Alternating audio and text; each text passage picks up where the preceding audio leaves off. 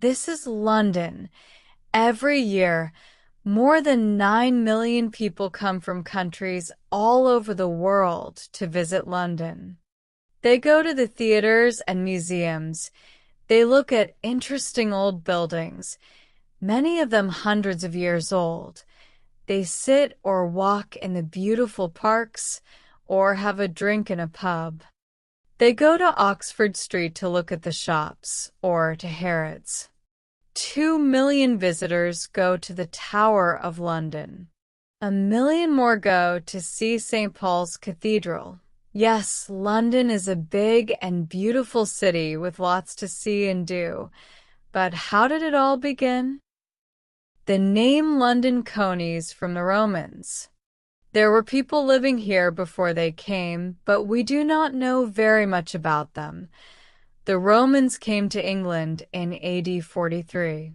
They built houses and other buildings and made a town next to the River Thames.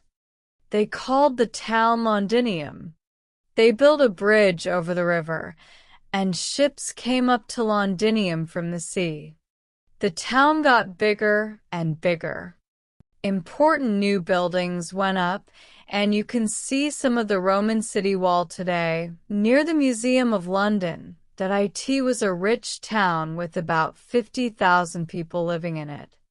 But soon after AD 400, the Romans left Londinium to go back to Rome, and nobody lived in the town for many hundreds of years. The buildings began to fall down. Danish soldiers destroyed more buildings nearly 500 years later. King Alfred was King of England then. He got the Danes to leave London, and his men built the town again. In 1066, William the Conqueror came to England from France to be king. Soon after, he began to build the Tower of London. When Henry VIII was king in 1509, 50,000 people lived in London again.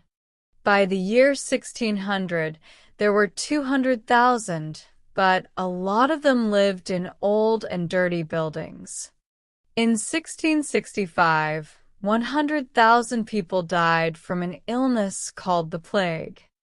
This was called the Year of the Great Plague. A year later, in 1666, there was a big fire, the Fire of London.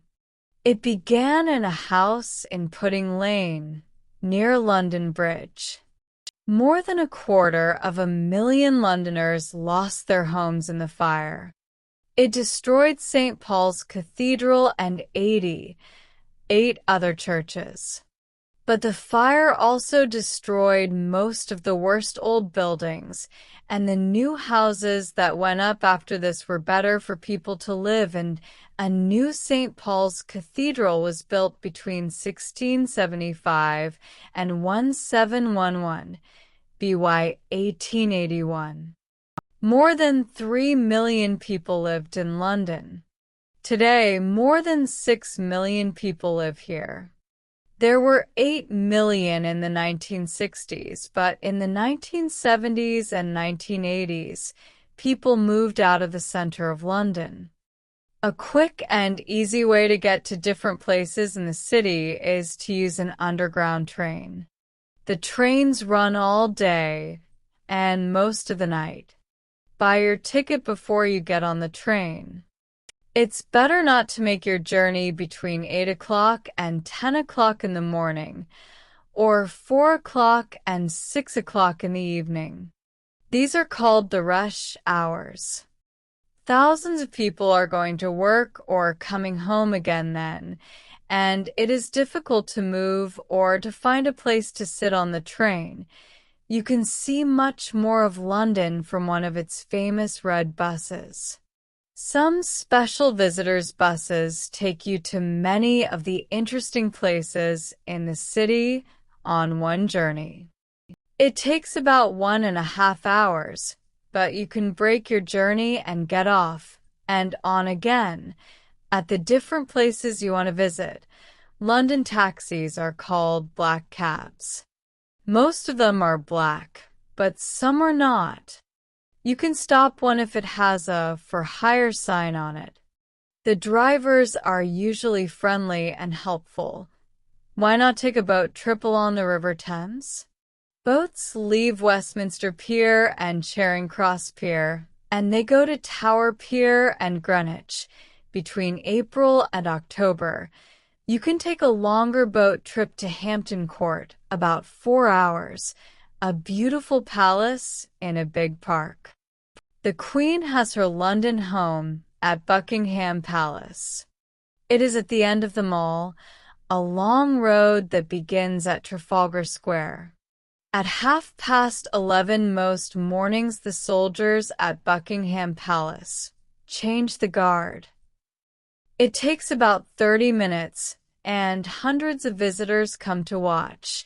And in August and September, you can usually visit some of the rooms in the palace.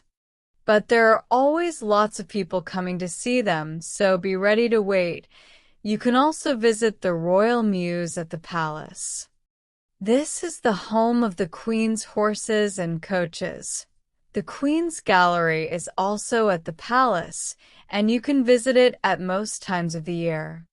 Here you can see pictures from all over the world. The Tower of London is now a museum and one of London's most famous buildings.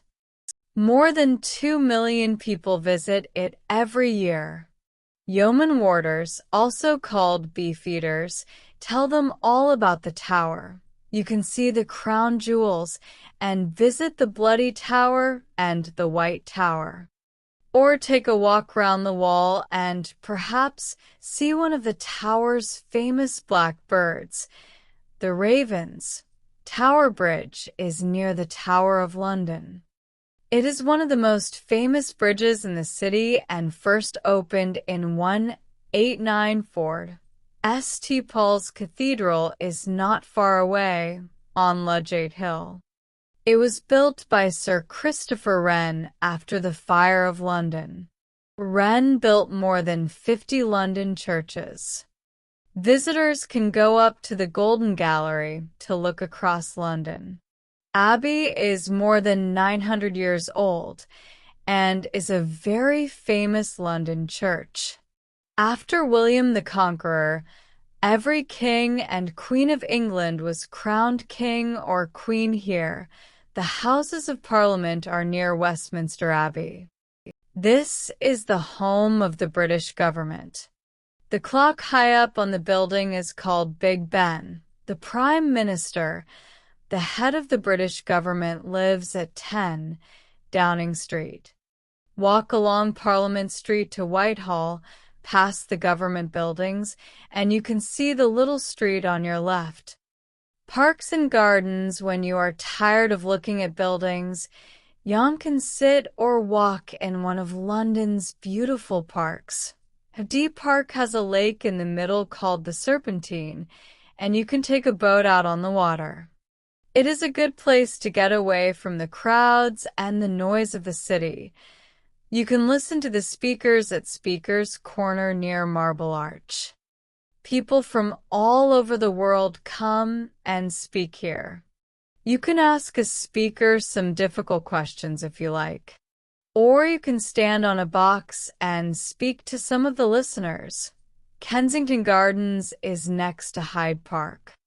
Here you can see the statue of Peter Pan, the famous boy in the children's story, Peter Pan by J.V.I. Bury Regent's Park is the home of London Zoo. The zoo has thousands of birds and animals from all over the world.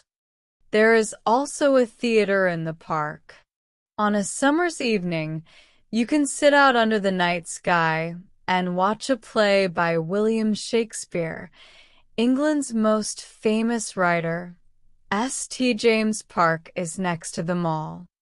It is smaller, but many people think it is more beautiful. The most famous shop in London, some people say the most famous in the world, is Harrods in Knightsbridge. It opened in 1849 that Oxford Street has many big shops, Selfridges, Marks and Spencer, John Lewis, Debenhams. There are always lots of people looking at the shops here, but at Christmas thousands more people come to see the wonderful Christmas lights and to buy things for their friends and family for Christmas. Charing Cross Road is famous for its bookshops. There are lots of them, and they sell old and new books. One of the oldest and most famous is Foyle's. It has thousands of books, but it can sometimes be very difficult to find the book you want. Covent Garden was once a big food market, but now it has lots of small shops and cafes, and there are street performers to watch. There are two very famous markets in London. Petticoat Lane Market, open on Sundays, is in Middlesex Street and is a good place to buy cheap clothes and things for the home. At the market in Portobello Road, open on Saturdays, you can buy old clocks, old chairs and tables, and hundreds of other things. You can find food from nearly every country in the world in London. In Soho, in the West End of London, you can eat food from Italy, India, China, Japan, Greece, and lots more places. There are also thousands of pubs in the city. In many pubs you can cat as well as drink, or why not have some English fish and chips? They are cheap and good to cat, or you can have tea at the Ritz in Piccadilly, or at the Savoy Hotel in the Strand. Theatres and Music London's West End has some of the best theatres in the world, so tickets can be expensive. Go in the afternoon. It is often cheaper. There is something for everybody, from a play by the Royal Shakespeare Company at the Barbican Theatre to Agatha Christie's The Mousetrap. This play began in 1952, and thousands of visitors see it every year. There are lots of cinemas to visit. The most expensive are in the West End, but you can sometimes get cheap tickets on Mondays. You can hear wonderful music and singing from all over the world at the Royal Opera House in Covent Garden, the Royal Albert Hall in Kensington Gore, the London Coliseum in St. Martin's Lane, and the Barbican Centre. Silk Street, Tor Ballet.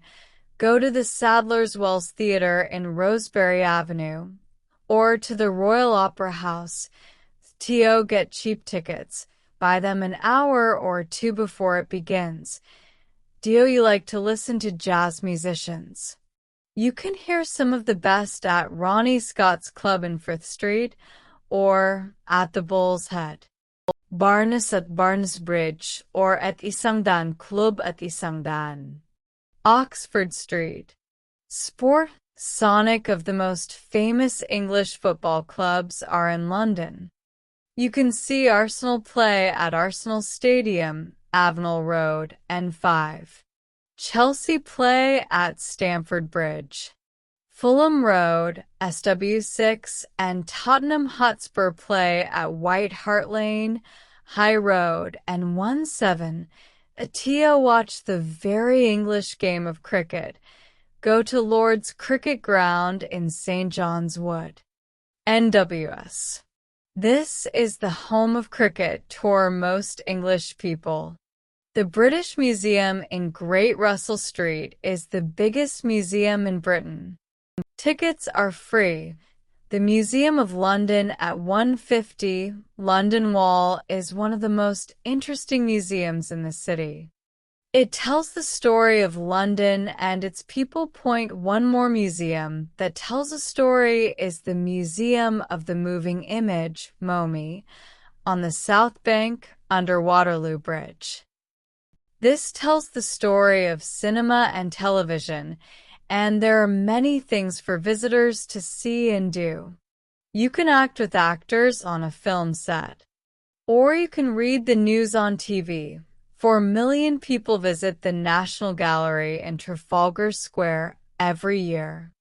They come to look at more than 2,000 pictures. Tickets are free at the National Portrait Gallery in St. Martin's Place. You can see pictures of famous people.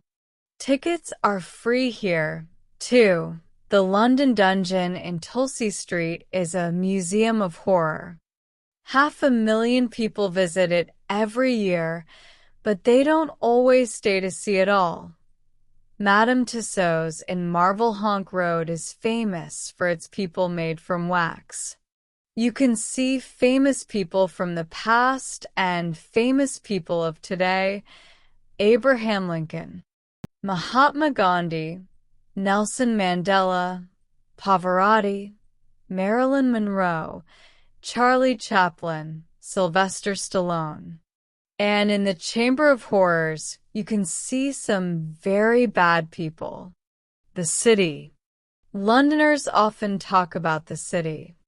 They're talking about the oldest part of London, the home of the Bank of England and many other big offices. About 5,000 people live in the city, and at weekends it feels empty. But between Monday and Friday, nearly 500,000 people come here to work in the banks and offices. Look for the city men with their dark suits and umbrellas. St. Paul's Cathedral is in the middle of the city, and the Bank of England has an interesting museum that you can visit. Also in the city is a very tall building, 60.6 meters high, called the Monument. Christopher Wren built this, too, and it stands on the place where the Fire of London began in 1666. Some interesting and exciting days. Every year on a Saturday morning in June, Foot Guards and Horse Guards have a parade for the Queen. This is called Trooping the Colour. The colour is the flag that the soldiers carry. Thousands of people stand in the mall to see the Queen and the soldiers go past. The exciting Netting Hill Carnival is on the last Sunday and Monday in August. There are 2 wonderful parades to watch, one on Sunday and one on Monday, and you can see them going through the streets near Portobello Road and Ladbroke Grove on the second Saturday in November. Londoners can see their new Lord Mayor in the Lord Mayor's Show, a parade from Mansion House, the Lord Mayor's home, to the Strand. The Lord Mayor is the most important person in the city after the Queen. The first mayor of London was Henry Fitzaylwin in 1189. They were not called Lord Mayors until the time of King Henry VIII. Big red buses, London policemen, Buckingham Palace, Speaker's Corner, Big Ben, Netting Hill Carnival. These are some of the things you can find in London, but there are many, many more. Come and see.